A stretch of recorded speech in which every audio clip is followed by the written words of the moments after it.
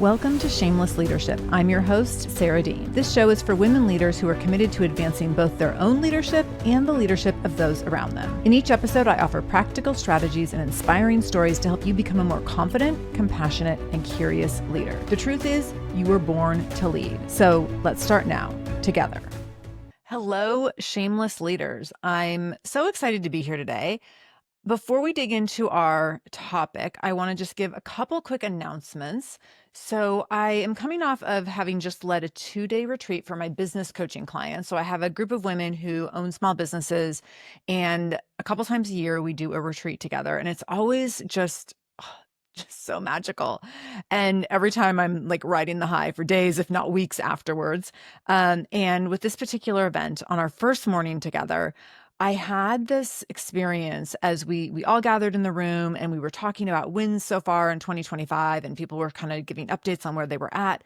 And I had this moment of realization and just like kind of magical overwhelm where I was reminded of what it feels like to be in a place where time feels expansive. And I just want you to think about, when's the last time you felt like time was expansive? Usually we feel like time is very constricting, like there's not enough of it, and we have to get, from this thing to this thing, and we only have 5 minutes for that, and 2 minutes for that, and 30 seconds for that. And time just can feel very, very limited and limiting, which for me feels overwhelming and I think can be really anxiety inducing.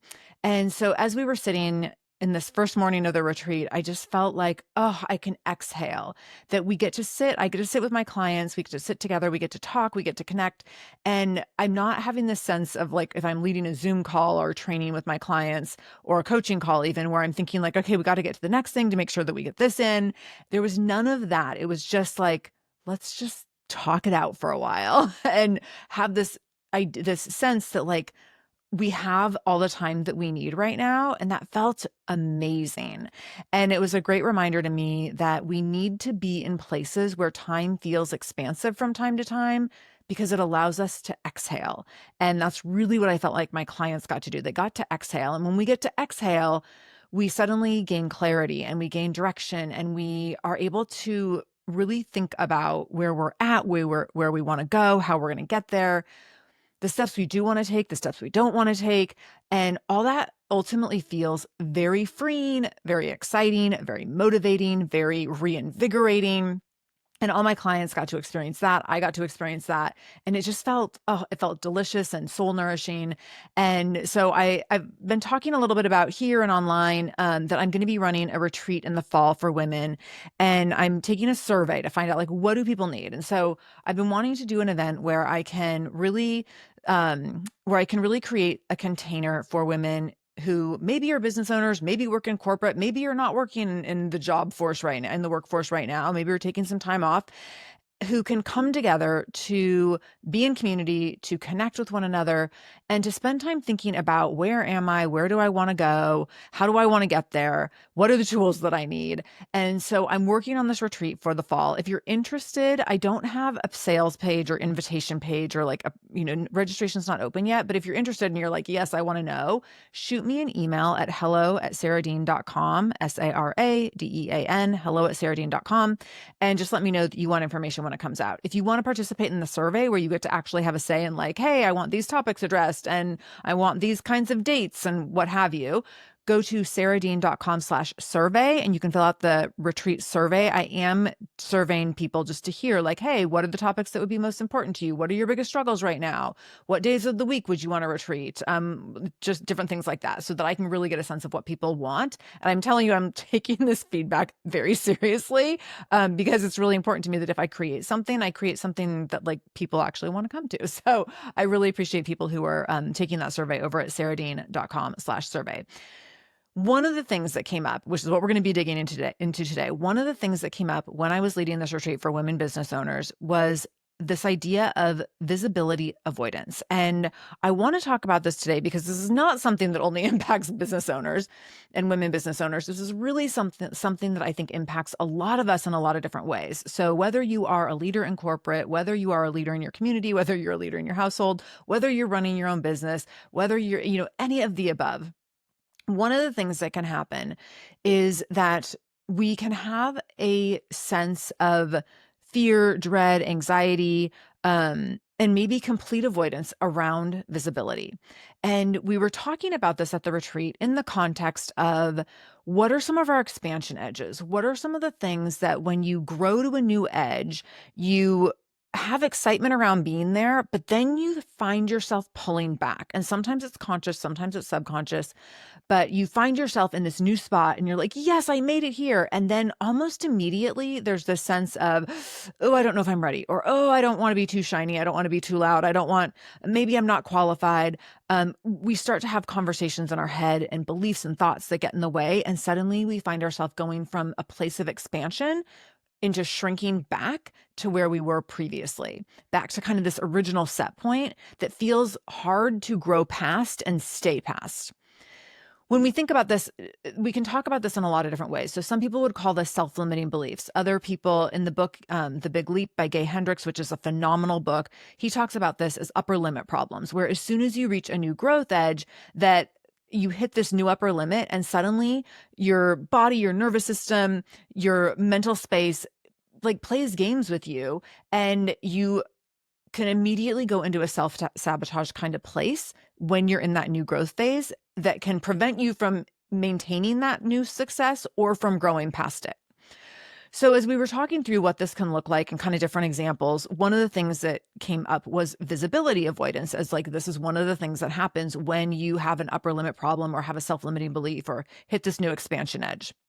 But as we talk through other examples, which I'm going to go through in just a minute, we started to notice that visibility avoidance played into so many of these examples, and it's just such a strong component for women in particular. So I wanted to dig into that with you all today, because my guess is that no matter where you're at in life or what your role is that there are times when your opportunities to become visible become overwhelming in some way, and you pull back, you hold back, you shrink yourself, and you don't actually get what you want, what you need, what you deserve, what you desire, because that element of visibility is so uncomfortable or unnerving. And I want to help you overcome that. So let's work on that together, and let's really position ourselves to be able to grow and build visibility and gain visibility in sustainable ways, and in ways that allow us to continue to expand our visibility and in ways that feel really good. So let's talk a little bit about what this can look like. So sometimes when we hit a new level of growth or a new expansion edge, we immediately feel guilt around it. We immediately feel like, I don't know, I just got this thing and maybe someone else deserved it more, or maybe I just got it because of good luck, or maybe like it was just a fluke. Maybe this isn't really for me. And when we do this, when we immediately feel like the sense of guilt or inadequacy or unworthiness, we have a hard time staying in that place, right? So we decide, consciously or unconsciously, like, oh, I don't want to be that visible again, or I don't want to be that big or that shiny. I don't want to be that outstanding again. We get shrinky. The next thing that can happen is that we can have visibility avoidance by overworking or overproving ourselves in like behind the scenes ways. So instead of going after the thing that we really, really want, we stay stuck in proving ourselves in other ways or overworking in other ways to kind of mask the thing that we really want to do that would put us in a higher visibility spot. So this might look like you do something where you experience a new level of a new level of visibility, and people are like, oh my gosh, that was amazing. And you, instead of like staying in that realm, you go kind of behind the scenes and you just busy yourself with distractions that keep you like life is very full. So you just can't be bothered with being that visible again. And when we do that, it's like self-protection, right? So I'm so busy over here. Like I can't navigate getting back to that place where I had to be shiny and be seen in that way, because that felt scary. It felt vulnerable. It felt overwhelming. Maybe it felt not safe to be in that place.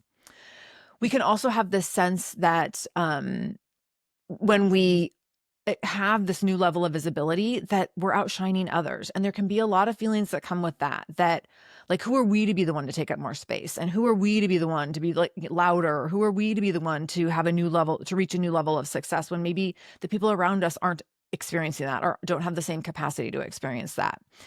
We can also get stuck in ways where we maybe have a new level of success or a new level of visibility, and we get excited about it. But then we think, oh gosh, like if I want to sustain this, it's going to take too much time or too much energy or be too much responsibility to be seen in this way all the time, too much stress even. So I'm going to just back off. And then we also can get stuck in perfectionism. And so where this new level of visibility, it feels vulnerable and we can feel like almost, overly exposed or naked in some ways, that we, as a defense mechanism, we return to perfectionism as a default, kind of like the overworking and overproving thing, but where we let ourselves get into the weeds and use perfectionism as a distraction or a decoy to be so focused on other things that we just don't even have time or the capacity or the bandwidth to put ourselves back in those places where we had that heightened visibility, where we had that new opportunity, where we experienced that success in a new way.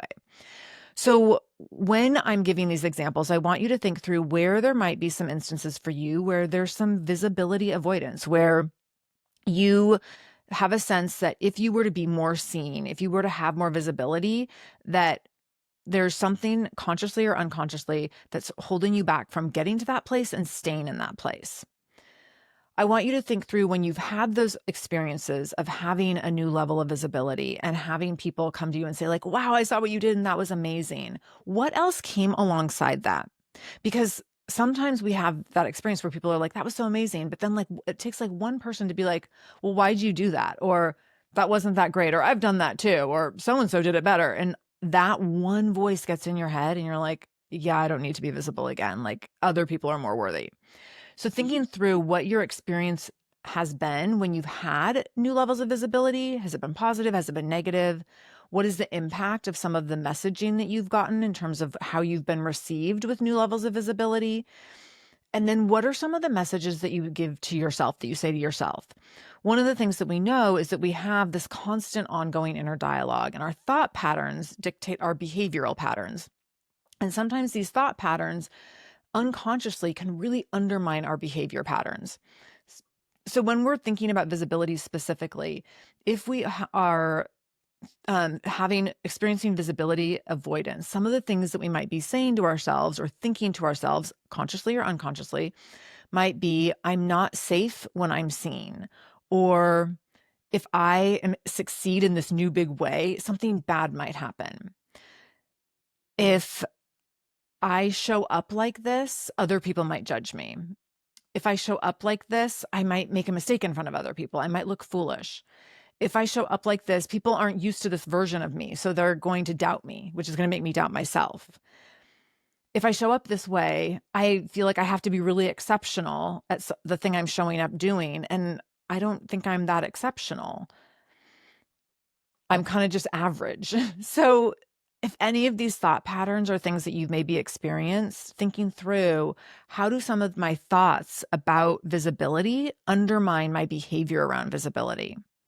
And think through, I always like to say, like, if a kid came to you and said they were having these inner thoughts, what would you say to them? Because you would immediately be like, oh my gosh, like, no, let's fix that inner thought. Let's give you a new, better thought to hold on to.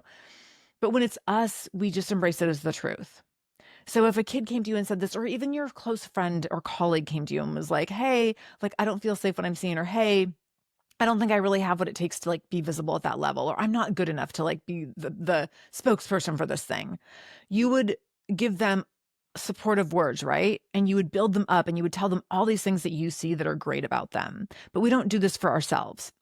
So how can we start doing this for ourselves? How can we start to build up our capacity to experience higher levels of visibility in order to get the things that we want? And I want to be clear that experiencing more visibility, it's not about like getting on big stages and having to be visible in front of thousands of people, unless that's the kind of visibility that you want. Like, I like that kind of visibility, but I understand that that's not for everyone. There's all sorts of ways to have visibility in a way that allows you to grow and experience the world in new and expansive ways. It doesn't have to be loud. It doesn't have to be showy, but it's about showing up in a new way and letting people see all that you are capable of. So it might not be a stage with a room full of thousands of people. It might be just a handful of coworkers. It might be a handful of people in your community seeing you in a new light. I stepped into a leadership role in my son's school community a few years ago now, as the co-chair of the Parent Association. And that role was a far smaller stage than a lot of my speaking work, but it felt extremely vulnerable and much more vulnerable than most of the work that I do in much bigger arenas, because I was showing up among parents who were my peers. And I had a lot of that internal messaging, like, who am I to be the person to like step up and like be like, I'm going to lead all the parents here. Like, I don't know what I'm doing. I don't know how to lead a parent association. Luckily, I had an amazing co-chair who just like pulled me alongside him and was like, here's how we're going to do this. And we were an incredible team. And I gained confidence and gained my footing and comfortability pretty quickly. But initially it felt so exposed and like, just like I'm naked in front of like my peers, and it felt really awkward. And I had to work through that. And so thinking through like whatever that situation is for you, regardless of the size of the stage or the size of the audience or who you're going to be visible in front of, what's the messaging that you're giving yourself that's either helping you or harming you?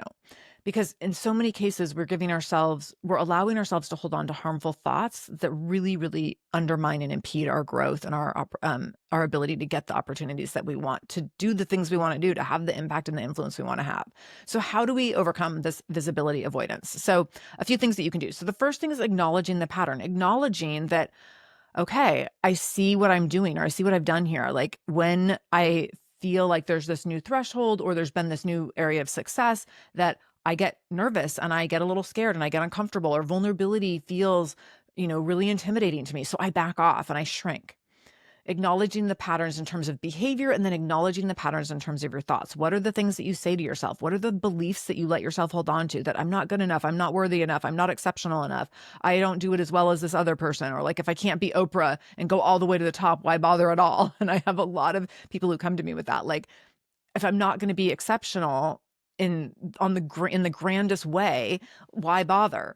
And we need a lot of people to do things in a lot of different ways, and you get to be exceptional in your own way, right? So how can you acknowledge the behavioral patterns? How can you acknowledge the thought patterns and the belief patterns? Then once you've identified like, okay, here's what's happening, and I'm able to put a label to it and recognize like, this is what's going on, then acknowledging the costs. What is this costing you? When you have that little bit of success and then you let yourself pull back, when you identify the thing that you really, really love, the thing that really lets you, show up and shine in a way that feels really good, but then you immediately are like, nope, that's not for me. What are the costs? What are the costs in terms of opportunity? What are the costs in terms of professional opportunity or personal opportunity? What are the costs in terms of relationship building? What are the costs in terms of just own like personal fulfillment and feeling a sense of accomplishment and a sense of pride in terms of leveraging a skill or a talent or a gift or a strength? The third thing to do is to identify who are the people that can support you. So we often, when we have discomfort around vulnerability, we often have it because we don't have people around us who can be the people to sit with us in higher levels of visibility and stay by our side to be like, you're doing amazing. You got it. Let's keep showing up. I'm going to make sure you keep showing up. I'm going to be here and I'm going to hold your hand. We often have people who have a more limited mindset and feel threatened by our growth, or just don't understand why we would want to grow. So they're maybe ambivalent or maybe a little judgy. So who can support you? Who can champion you? Who can cheer for you and hold space for your full range of visibility? What I learned for myself professionally is that I need to have people around me who are doing the same work that I'm doing in any given arena, so that when I challenge myself in a new way, I can go to them and be like, oh my gosh, I did it. And it was either amazing or it was awful, but like whatever. And they can be like, this is great. You're going to do it again. Like, when are you doing it again? How can I help you get there? I can have many family members who are supportive and friends who are supportive in different ways. But if I don't have someone who really knows what it's like to be in that exact position and space of vulnerability in that capacity, other people just saying like, you got it and go for it, isn't as helpful to me. Now, that might be different for you. For you, you might be like, I need my best friend to tell me that I'm doing a great job. I need my partner to give me a high five. But for me, I really need someone who, and what I've had to identify is that I really need someone who is in that same space, doing something very similar, who I can talk it through with, who I can process with, who like we can kind of co-champion each other. For me, that's how someone can really that's how I am most supported, is if someone can hold space for that full visibility by really understanding what that full range of visibility in that capacity means, what it looks like, um, and how to challenge me to continue to attain it. The next thing is, and so for you, maybe that's someone at work, maybe that's someone in your professional realm, maybe it's a mentor that you've had in the past, maybe it's someone who's a few steps ahead of you and they're doing what you want to do down the road. This might require you reaching out to be like, hey, I need someone to, be supportive. Can I lean on you? Can I reach out to you? Can I ask you some questions? Can you be the person that I like come to and say like, oh my gosh, I did it. And there's so many people that love to be asked to be in that role. That are like, yes, all I want to do is cheer for you all day long. So trust that those people exist, because I promise you they do. Okay, so then the next thing is to take small steps to increase your visibility over time. This is not at all about going like all out, full fledged, taking a huge leap in visibility, and a huge leap in your exposure, and feeling like really vulnerable in a really big way in front of a big audience or in a really high stakes situation or a moment. This is about how can you take small steps to increase your visibility over time, so that that growth feels consistently rewarding, and it's consistently reinforced, because sometimes it's not going to be rewarding. Sometimes it's just going to be downright uncomfortable. But if you've just taken a small step and it's uncomfortable, you're like, okay, I can take another small step tomorrow. If it's massive vulnerability on display, then it can feel harder to keep going if things don't go well. Now, sometimes it is a big leap, and that's great, but it doesn't always need to be a big leap. Those small steps over time can make a really big difference in terms of building that confidence a little bit at a time and feeling like, okay, now I'm ready for the next thing. Figuring that thing out. Okay, now I'm ready for the next thing. Figuring that thing out. Okay, now I'm ready for the next thing. And like we're just like one rung at a time on the ladder. But before we know it, we're like, oh my gosh, like, I've climbed halfway up the ladder, or I'm up to the second story or the third story. So those little steps over time allow us also to adapt to the discomfort over time, to recognize like, oh, okay, I hit this level of discomfort. I survived. It was okay. I think I can go to the next level. When we do a big, huge leap, sometimes that vulnerability can feel so overwhelming that we can get a really big vulnerability hangover, or we can have some regression where we're like, okay, like that was too much and I don't want to do that again. And then we end up like back where we were before, and we don't want to take another step for a really long time, if ever. So I always err on the side of like, let's take small steps so that we can expand those edges a little bit over time, one step at a time, versus taking a big, huge flying leap and then feeling like if it doesn't go well, now I'm crashing back to where I was before with no desire to continue, to try again. Those little steps give us a lot more capacity to keep trying again, no matter how things go.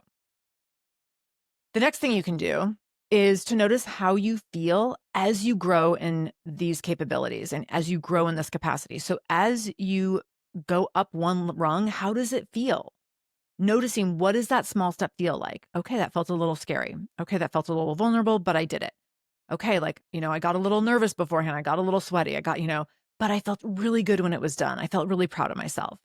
I will tell you, for me, because I know what I feel like before a new level of visibility, I know what I feel like during a new level of visibility, and I know what I feel like after a new level of visibility, because I've done this so many times now.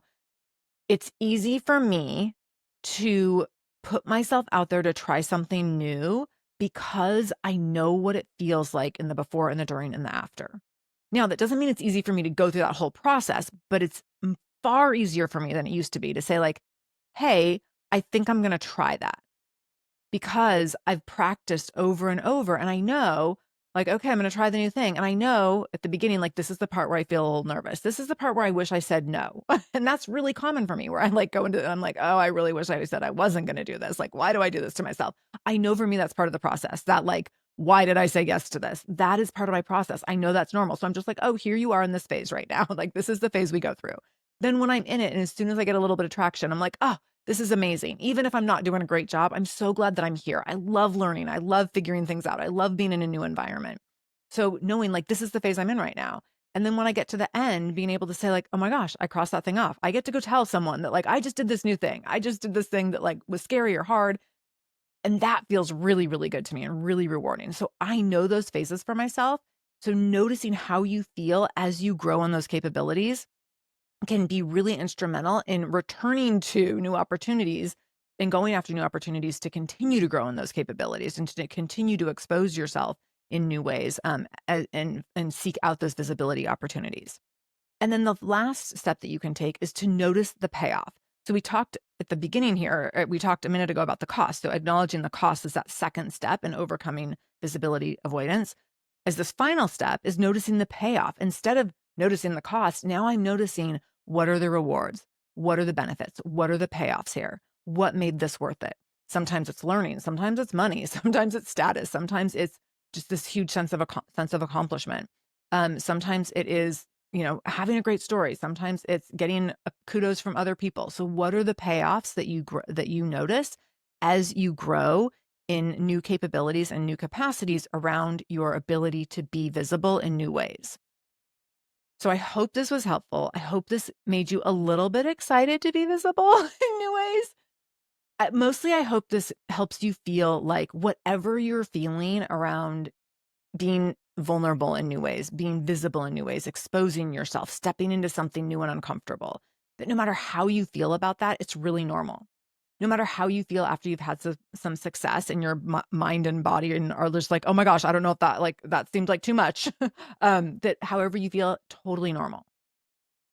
What are you going to do with the thoughts that accompany those new growth edges in order to sustain the growth edge and then find the next edge? How are you going to play the mental game in a way that allows you to keep going and keep growing, even when it feels a little bit vulnerable? So hopefully these steps that I just gave you will help with that, and also help you reframe and retrain some of your thought patterns and belief systems so that you can, instead of undermining your ability to be visible in new ways, you can start to uphold this new level of status, not status like fancy rich people status, but like new status as someone who puts themselves out there to be seen in their full capacity as a human, in their full capacity as someone who has strengths and talents and gifts in certain areas. So share this episode with other people who you think might struggle with visibility avoidance, and let me know how this goes for you. As always, connect with me on LinkedIn, shoot over an email at hello@sarahdeen.com. I would love to hear from you. Fill out the retreat survey at sarahdeen.com/retreat and let me know, hey, I need more of this. I need to come to the retreat in the fall. I would love to hear from you. I'd love to hear how this resonated. I'm so thankful that we got to spend time together today, and I can't wait to be back with you next week. Until then, I'm in this with you always. Thank you for allowing me to spend time in your ear today. If you liked this episode, be sure to subscribe to this channel. To learn more about my speaking, training, and coaching services, visit sarahdeen.com. That's SARADEAN. I would also love for you to connect with me on LinkedIn at sarahdeen.com/LinkedIn or on Instagram at sarahdeen speaks. I love hearing from my listeners. Thank you for showing up for yourself today. I see you, I hear you, and I'm holding space for you today and every single day.